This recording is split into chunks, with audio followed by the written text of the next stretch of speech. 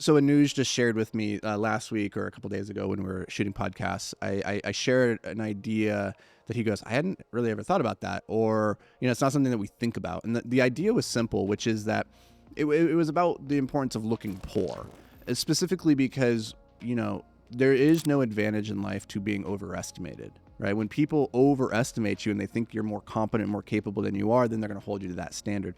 And so generally in life, it's better to be underestimated. And the point that Anuj just pointed out here was you don't get credit for doing what's expected of you, right? And I learned this lesson when I was very young. I was a young ADHD boy just running around, and like most little boys, I didn't like to shower. And this went much longer in life than I'm proud to admit, but I was like a 14, 15-year-old little boy. And my dad and I would have like these big fights. He's like, you stink, you smell, like people are gonna make fun of you. I'm like, I don't care. And he would literally like throw me in the shower, fully clothed sometimes, but like, you're taking a shower. It was wild, right? Anywho, one day I just went and showered without being asked, without being prompted or anything. And I came out, so proud of myself. I go to my dad, I'm like, look, I showered.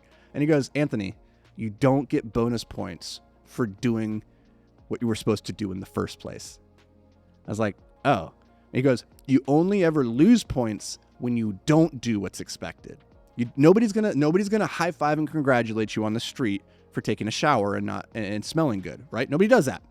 But if you smell like trash and people take a wide berth, they're gonna penalize you. They're not going to want to work with you. They're not going to want to be around you. Now, that's a very extreme example, but the same thing applies in all areas of our work life, of growing businesses, of just moving towards our greatness. Is just realizing that, like, as you ascend, there are new expectations, new standards that you have to hold yourself to, because that becomes the new norm. Now, when people say things, this used to throw me off. I couldn't understand this.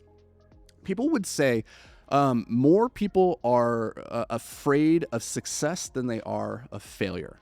I've heard that like so many times, and I was like, that's stupid. That doesn't make any sense. Like, I've never been afraid of success. Like, give me all the success in the world.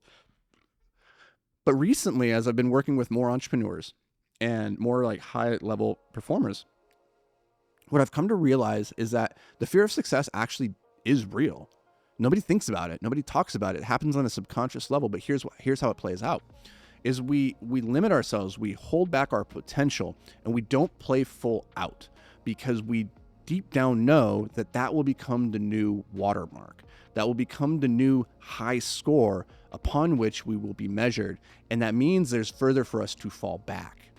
Right? And so we play small, we stay inside of our zone of competency, we stay mediocre because we don't want to have to live up to this new, higher, better standard for our life all the time, because it can feel exhausting and be like, what if I can't keep it up? What if I can't maintain it? Now, the thing is, like, exactly as Anuj just pointed out, is like nobody ever thinks about this. So it's not something that we talk about. It's not something that you probably can articulate to yourself. But I promise you, as you ascend through the game, you will hit these resistance points when you realize, like, oh, to bust through this next level, it's going to require me to change and to transform into a new, bigger, better version of myself. And if you're not prepared to accept what that means, which is that you can never go back, then until you accept that, you won't move forward. And a lot of people, they just don't look at that demon and say, I'm ready to live at this new standard. I'm ready for that to be my new expectation, right? This is the same idea with like a diet or a workout plan of like, I'm going to work out every single day.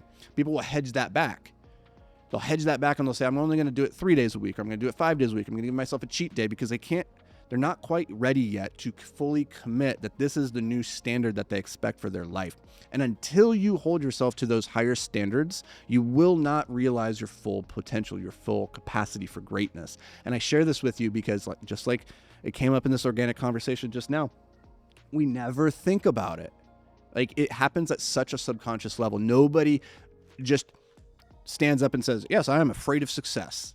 I'm afraid of all of what that means. I'm afraid of leaving my friends and my family behind as I grow and become a different version of myself. I'm afraid of losing those relationships. I'm afraid of having to live up to the expectations that not even what other people have for me, but the expectations I have for myself.